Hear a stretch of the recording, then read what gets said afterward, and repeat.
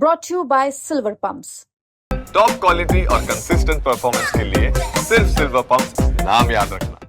उत्तर प्रदेश की तेज तर्रार महिला पुलिस अधिकारी, जिन्हें लोग लेडी सिंघम के नाम से जानते हैं, डिप्टी एसपी श्रेष्ठा ठाकुर, अब खुद एक बड़े विवाद में घिरती नजर आ रही हैं। उनके पति रोहित सिंह ने प्रेस कॉन्फ्रेंस कर बेहद ही गंभीर आरोप लगाए हैं। मामला अब कोर्ट के दरवाजे तक पहुंच चुका है। आरा के अमराई नवादा निवासी रोहित सिंह, जो कभी खुद को एक IRS अधिकारी बताते थे, अब अपनी ही शादी को लेकर एक अलग ही कहानी पेश कर रहे हैं। उन्होंने दावा किया है कि 2017 में सोशल मीडिया के जरिए श्रेष्ठा ठाकुर से मुलाकात हुई, फिर लखनऊ के हजरतगंज मंदिर में शादी कर ली।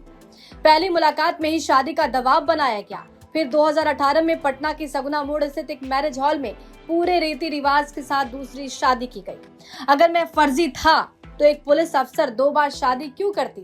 रोहित सिंह ने यह भी दावा किया कि शादी के बाद वो पत्नी के साथ नेपाल और पुरी जैसे जगहों पर घूमने गए। शादी का पूरा खर्च भी उन्होंने उठाया। पत्नी DSP है यूपी में, उन पर आप कई सारे आरोप लगा रहे हैं, आप पर भी आरोप लगा चुकी हैं, क्या कहना चाह रहे हैं आप? वो अपने पुलिस बल का जो है पूर्ण रूप से गलत इस्तेमाल करके उन्होंने 2021 में हमारे से जो है तलाक पिटीशन उन्होंने गाजियाबाद कोर्ट में डाला। गाजियाबाद कोर्ट में डालने के बाद जब तलाक पिटीशन आगे बढ़ा तो हम आंसर पिटीशन में उसको एक्सेप्ट करके कि हाँ मुझे भी तलाक चाहिए, और उसके बाद तलाक जब प्रोसीड होता रहा तो 2024 में वो एक गलत FIR करके पुलिस बल का इस्तेमाल करके गलत तरीके से मुझे डिटेन करके और मुझे उसकी वजह से जेल जाना पड़ा।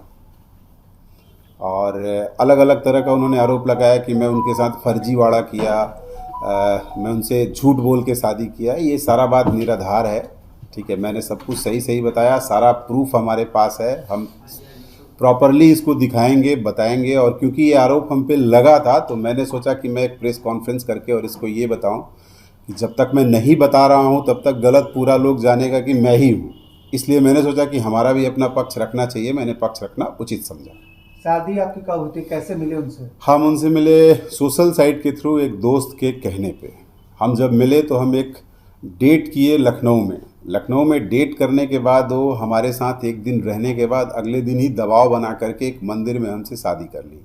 शादी करने के लिए जब शादी को सोशल करने की बात आई तो उनके घर वालों ने इसको एक्सेप्ट नहीं किया, जैसे तैसे करके, और दुनिया को ये बता करके कि मैं कहीं इनकम टैक्स में कमिश्नर हूँ, असिस्टेंट कमिश्नर हूँ, तमाम चीज़ बात बता करके, ठीक है, उन्होंने दुनिया वालों को भ्रमित करके, क्योंकि ये एक पीयर प्रेशर होता है किसी ऑफिसर्स को बताने के लिए कि नहीं भाई हमारे पति भी ऐसे हैं, और उन्होंने खुद ही इसको इंट्रोड्यूस करा करके और हमारे को फंसाने के लिए वो की। 2019 में जब बच्चा हो, 2018 में फिर उनके परिवार वाले लोग मान गए। ये मानने के बाद कि चलो भाई शादी करते हैं, तो पटना में आकर के उन लोगों ने शादी किया।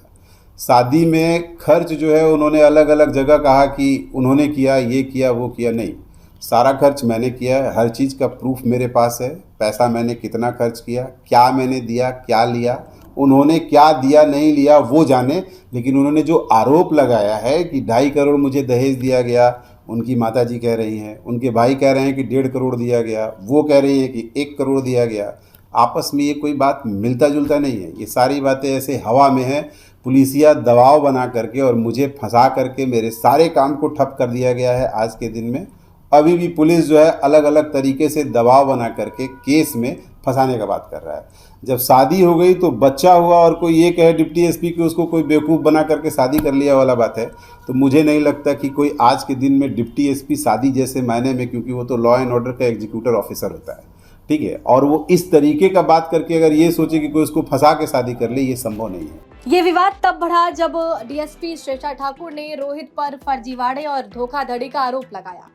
रोहित ने इस पूरे मामले को घरेलू कलह बताते हुए श्रेष्ठा की मां और उनके परिवार को दोषी बताया। देखिए, वो 2 भाई हैं और 1 बहन है। उनके दोनों भाइयों की शादियां जो है, एक की 22 बरस से पत्नी अलग रह रही है और दूसरे की जो है पत्नी अभी 4 बरस से अलग रह रही है। ये एक अलग बात है कि उसमें भी खींचातानी चल रहा है।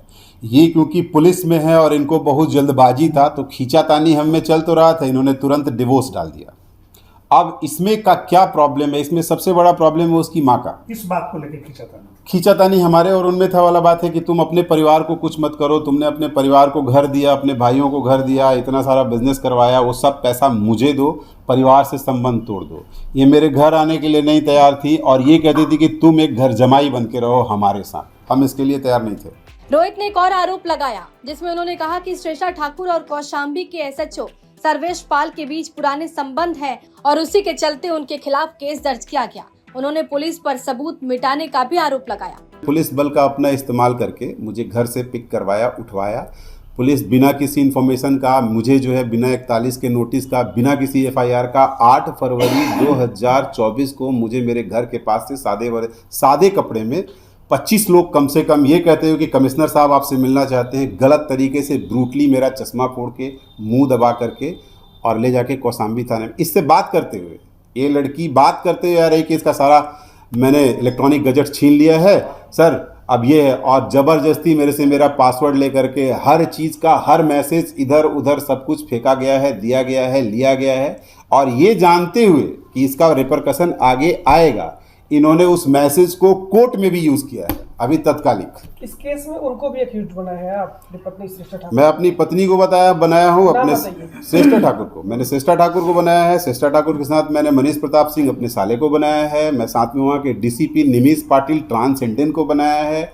एसएचओ सर्वेश पाल को बनाया है। उसके साथ जितने भी पुलिस अधिकारी थे जो कि मेरे साथ ब्रूटली बिहेव करके मेरे हर चीज़ को लिए हैं, उनको भी मैंने प्रॉपरली इसमें एक्यूज बनाया है। रोहित ने गाजियाबाद कोर्ट में डीएसपी श्रेष्ठा, उनके भाई, एसएचओ और अन्य अधिकारियों के खिलाफ 156(3) के तहत केस दर्ज कराया है। मामले की अगली सुनवाई 7 अप्रैल को होनी है। फिलहाल मामला कोर्ट में है और सभी पक्षों को अपना पक्ष रखने का मौका मिलेगा। लेकिन इस हाई प्रोफाइल विवाद ने एक बार फिर सिस्टम, रिश्तों और अधिकारों पर सवाल खड़े कर दिए हैं। देखना ये होगा कि लेडी सिंघम इस कानूनी लड़ाई में क्या रुख अपनाती हैं और कोर्ट का फैसला क्या आता है। मामला फिलहाल न्यायालय में विचाराधीन है और फैसला आने तक दोनों पक्षों की बातों को केवल आरोप और दावा ही माना जाएगा। आरा से सोनू सिंह की रिपोर्ट, बिहार तक।